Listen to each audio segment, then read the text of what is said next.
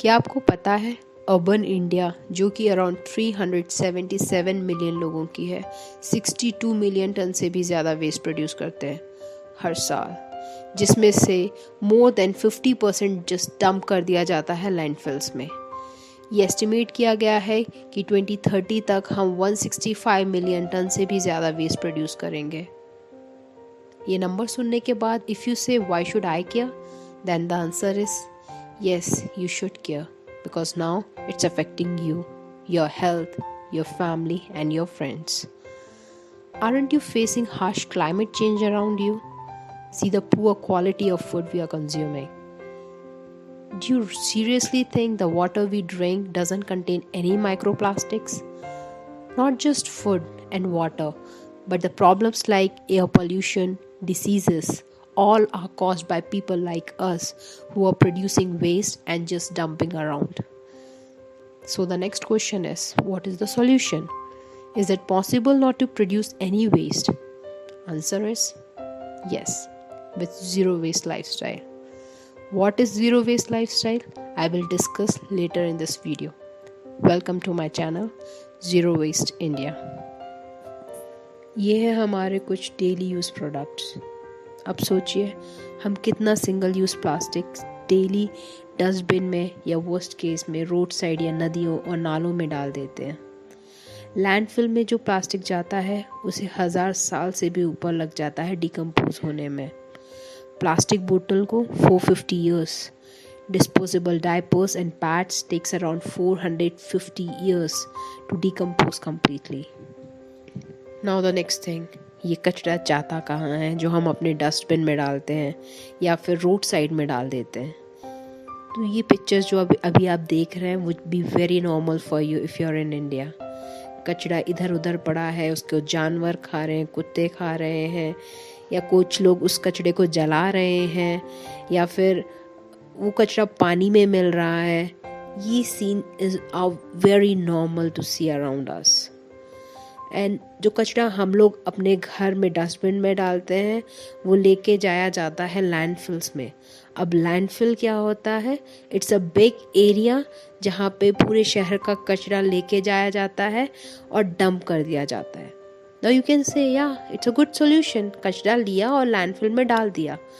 But the problem is वो landfill जो कचरे के लिए यूज़ किया जाता है is not few acres, it's acres of acres land. और वो land once used we can't use it again for agriculture, housing और बिजनेस पर्पस। और वहाँ से मीथेन गैस भी निकलती है which is very dangerous for the health.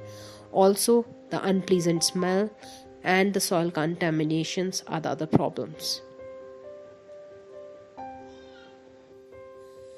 Road side में जो वेस्ट होता है स्पेशली इन पॉलीथीन बैग्स, जानवरों जैसे गाय कुत्तों को वो खाना लगता है और वो उसे खा जाते हैं, जो कि मोस्टली उनकी जान ले लेता है।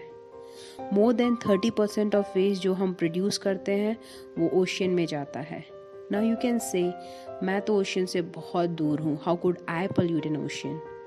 Late me tell you, waste which is irresponsibly dumped get into rivers and lakes which further end up in ocean.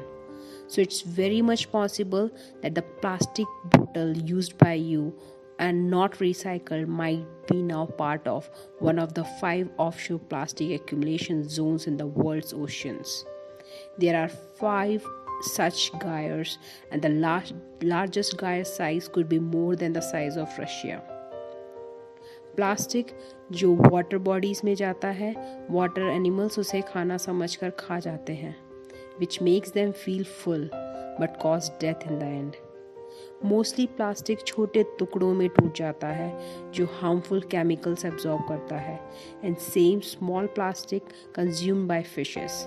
Plastic releases harmful chemicals inside fish and same fish consumed by us. Now you can understand how waste, especially plastic, produced by us getting into our food chain. What is the solution? There are 3 ways. 3 तरीके जिससे हम जो waste produce कर रहे हैं उसको reduce कर सकते हैं। First is waste segregation, second is recycling and third is composting.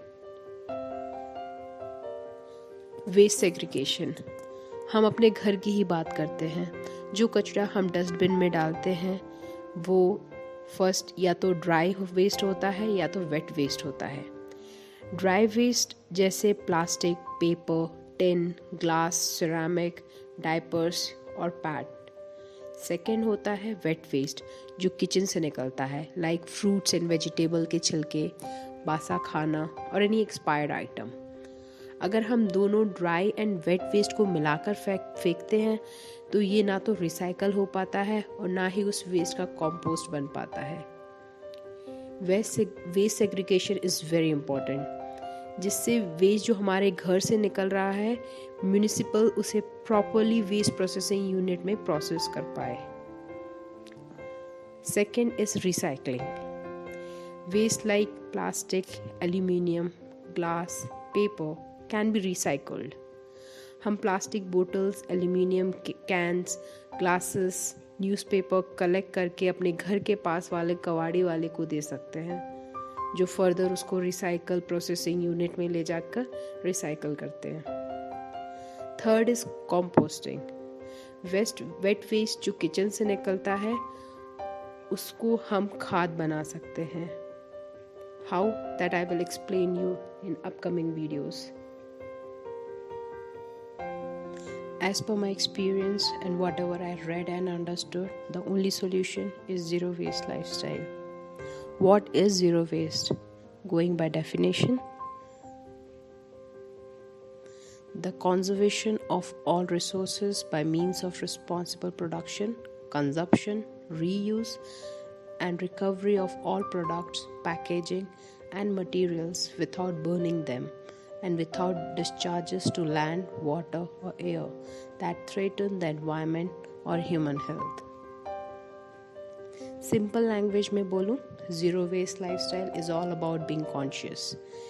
Waste produce होता है उस सामान से जो हम अपने घर पर लाते हैं और जिस तरीके से उसे फेंकते हैं। सामान मार्केट से लेते टाइम हम कॉन्शियसली ऐसे प्रोडक्ट्स लें जो प्लास्टिक वेस्ट प्रोड्यूस ना करें, या हम घर पे ही मोस्टली चीज़ें खुद बनाएं या उगाएं। खुद को एजुकेट करें घर पर ही खाद बनाने के लिए, जिससे घर का वेट वेस्ट घर से बाहर ना जाए। इन नटशेल, कोशिश करें फर्स्टली हम प्लास्टिक वेस्ट प्रोड्यूस ना करें एंड सेकेंडली जो वेस्ट प्रोड्यूस करें उसे रीयूज एंड रिसाइकल कैसे करें।